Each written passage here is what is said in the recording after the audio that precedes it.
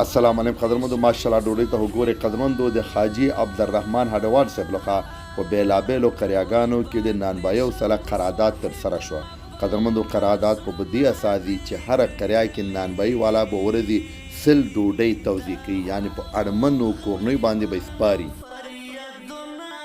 ګورئ ماشاءالله ښه غټه ډوډۍ، ښه ښایسته ډوډۍ ده، چارو طرف وګورئ د ډوډۍ.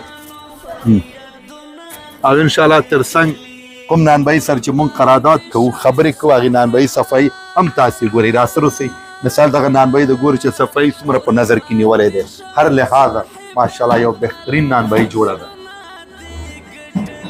نو انشاءالله په ناحیه سی اربابانو کې دغه نانبایي به روزانه سل ډوډۍ غریبو ناچارو ته به ورکوي.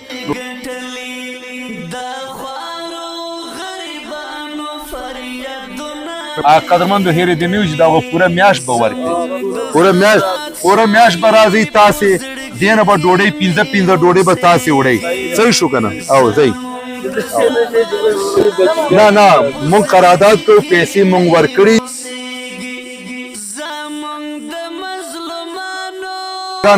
بچا در کومه مه وارخطا کېږئ، دې ته ورکړه بچا در کوم مه وارخطا کېږئ. ښه وهله بچیا صحیح شو ده بچیا وهله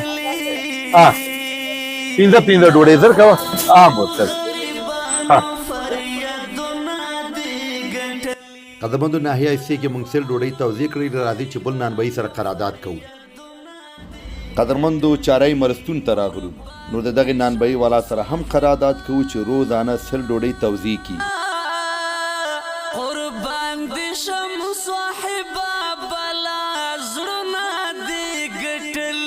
ښځو راول ورکو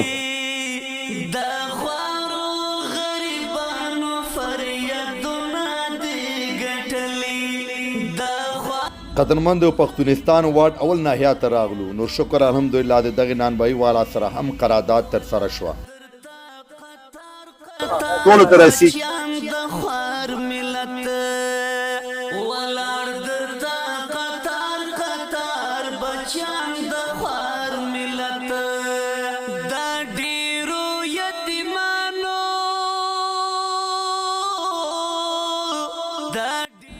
قدرمندو شکر الحمدلله چوک تالاشي ته راغلو، نور انشاءالله د دغې نانبایي والا سره هم قرارداد مو ترسره کړه.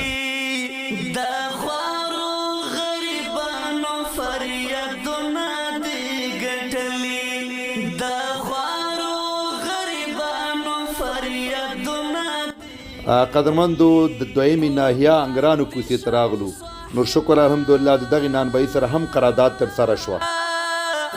اول دې مورکۍ ته ورکړه زه به چاوزه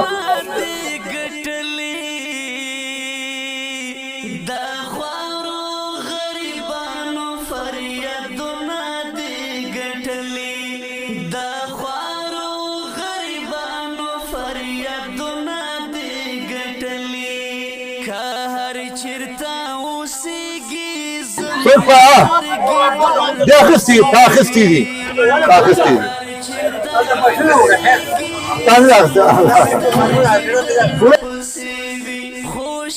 قدرمندو چوک تالاشي څلورمه ناحیه ته راغلو، دې نانبایي سره هم مو قرارداد کړی.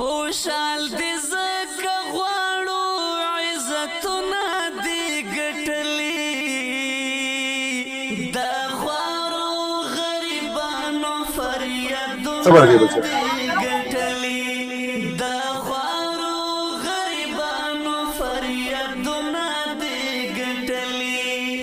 قدرمندو شکر الحمدلله قرارداد په دې اساس شو نانبایانو سره چې دیو تر روژې 20مه پورې به سل ډوډۍ روزانه توزیع کوي.